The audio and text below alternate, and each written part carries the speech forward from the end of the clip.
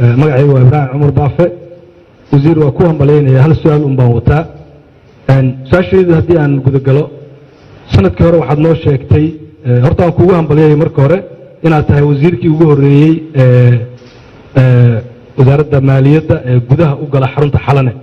150 shirkadood ka badan 150 shirkadood ka badan ayaa halkaas ka ganacsata waxaadna noo sheegtay amba aad ku amartay inay bixiyaan cashuurta dalka dabcan waa shirkado ajaanib ayaa u badan hadda waxaad sheegtay maanta oo 13 bishu 6 milyan inay ku jirto qasnada dawladda ee maaliyadda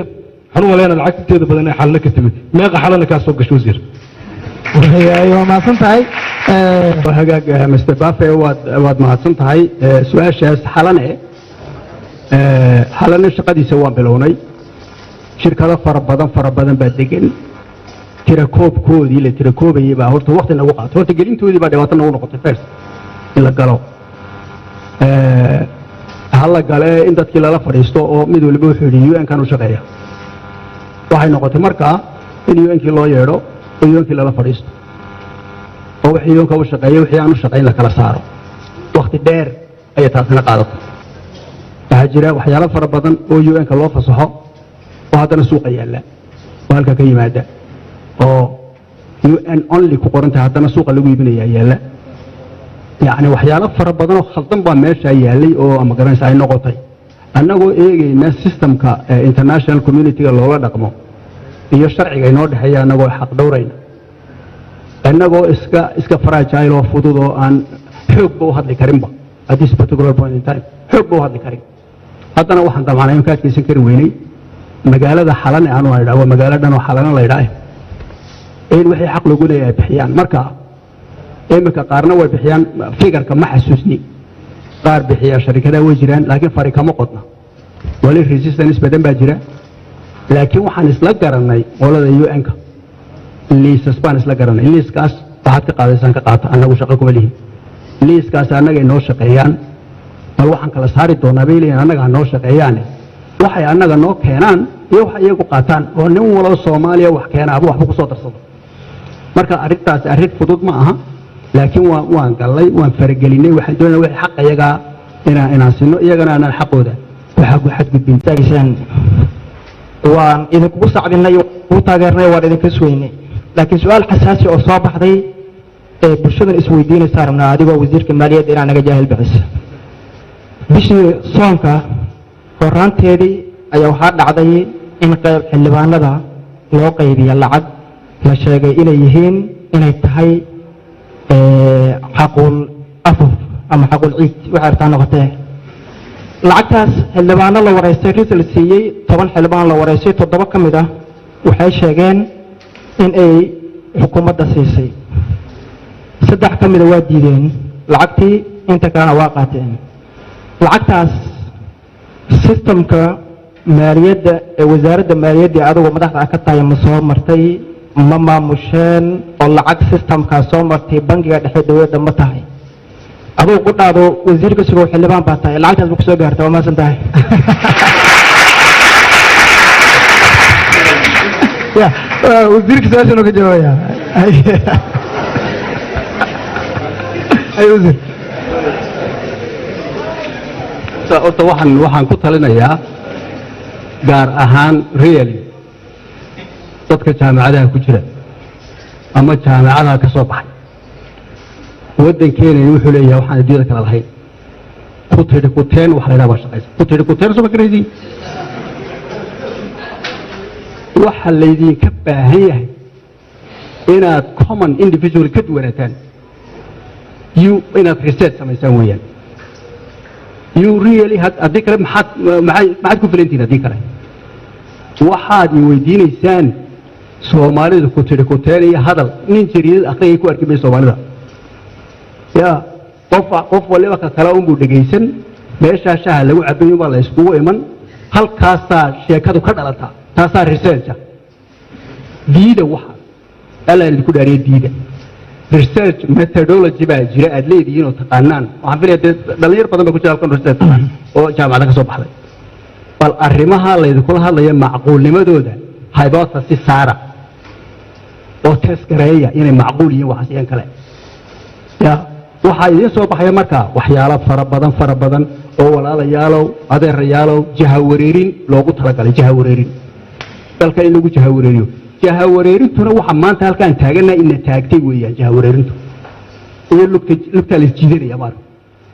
waxaa idiin sheegayaa aniga maaniyadeedu waa auditable weeyaan auditable waxa ka baxay adeer cabdilqaadir soo madayn cabdilqaadir aan isku nimaada waa iswareysanaynaa waxaan kuu sheegaya waxa weeye maaliyadda dalkani waa auditable weeyaan waa la soo geli systemka IMF ku keenay ee ballaadhan ee meel walba laga arki karo ayaa laga arki wax aan qof ku jihaysnayn xaq u leh oo meesha ka bixi karaa mana dhicina maysa adeer ma dhacaysaan ku yidhi adeer eeg aan kuu sheego insha allah waad iman doontaa bug yar baan miiskayga bug yar baa yaal saasoo kale ah waa budget weeyaan bug yar baa yaal dad fara badan oo dhibaatooyin haystaan baa ii iman lacag baan kaa rabaa bay odhan buuga yar umaan furaya waxaa odhan noon magacaagu mee halkan ma ku jiraa umaan odhan kol haddaanu halkaa ku jirin miyaan bixin karaa adeer ma bixin karaa ma bixin karo leanna dalka oo dhan baa taa ku rahman mog waxaa laysla ogolaaday halkaa lagu ansixiya baarlamaanku ansixiya baa lagu rahmaya gamba kaloo ka soo baxaysa ma jirto I can assure you marka waxaan idinkula taliya waxa weeye adeer ku tidhi kuteen waxaa la yidhahdaa jirtay wasiir waa terminologiga darsa ku tidhi kuteen la yidhi ya terminologiga darsa cilmi ku habeeya research ku sameeya soomaalida waaniya inay iska daayaan beenta iyo waxba la'aanka ay iskugu warramayaan gabadhan bilkhayra la dhahaa bilkhayra ugu qoran facebooka laakiin magaceeda waxa waaye xaawo xuseen cali waxay joogtaa Finland waxay leedahay wasiirku waan salaamayaa iyo waliba dadka halkan jooga iyo tabiyaha barnaamijka waxaan rabaa sidaas sheegtay canshuuraha ay dawladdu qaaday dakhligiina waa kordhay marka maxaa lagu qabtay oo la taaban karo dhaqaalahaasi waddanka soo galay maxaad nooga sheegi kartaa wasiir saddex su-aal soo weydiisay laakiin waxaan rabaa inaan halka su-aal ugu horeysa aan kusoo koobno horta su-aalaha la weydiiyo su-aasha ugu badani waa taa weyn maantaan isla meel dhigayna ya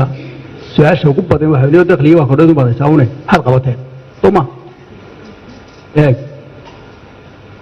waxaan hayaa example yar baan idin hayaa maaragta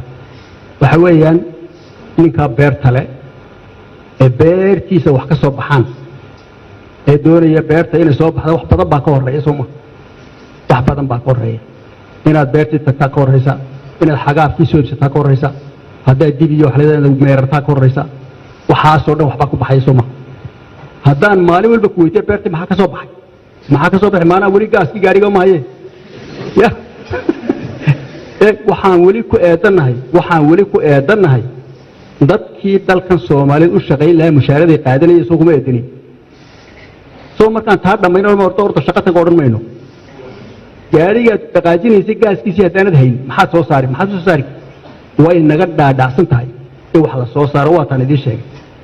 waxaase ka horeeya dadkii systemkan isku keeni lahaa ee shaqeyn lahaa in mushaarada siiyo baa ka horeysa ya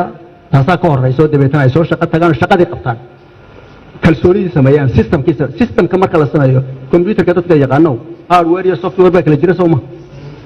de hardware-ka waan weli dhisaynaa ya weli systemkii maynaan gelin waxba ya hardware-ka markaan dhammayno un baa la odhan karaa warooda warqadda teebgaree soo maaha qolada computerka taasay tahay waxaan samaynaynaa waxa weeye aqalkii u hooseeyey basementkii baan dhisaynaa weli taasaan ku mashquulsannahay markaasaan dabaqyada kala saaraynaa soo maaha ya marka imika haddaynu isweydiino dabaqa u sarreeyadoo kii basementku dhismin foundationkii baan dhisaynaa imika adeer waxay la fahamtaan marka waxa weeye ila ogaada kharashka aan lacagta u haynaa waxa weeye 50% dadka shaqeeya oo keliya wax la siiyo 50% inta kale waa la kabaa marka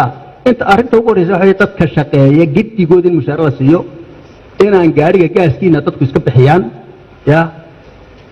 in muxuu haynaan la travel garay in wax la qaban karo la soo socon karo inta markaan ka farqay waanad ogtiin dadka shaqaale meesha shaqeeya 6 kun weeye aad ba soo xisaabi ciidankeena in mushaarisa la bixiyo ciidankeena kala duwana afartan la bixiyo markay taasi dhammaato ee systemkeena lagu kalsoonaado ee cashuuro kordhaan ee cashuuraan ku sheegay waxayna soo gala waxayna soo galaa ayaan kuu sheegayaa boqol jeer baan sheegay arrinta inay idin fahamtaan weeyaan cashuurta dalku bixiya waxa ay qayb ka tahay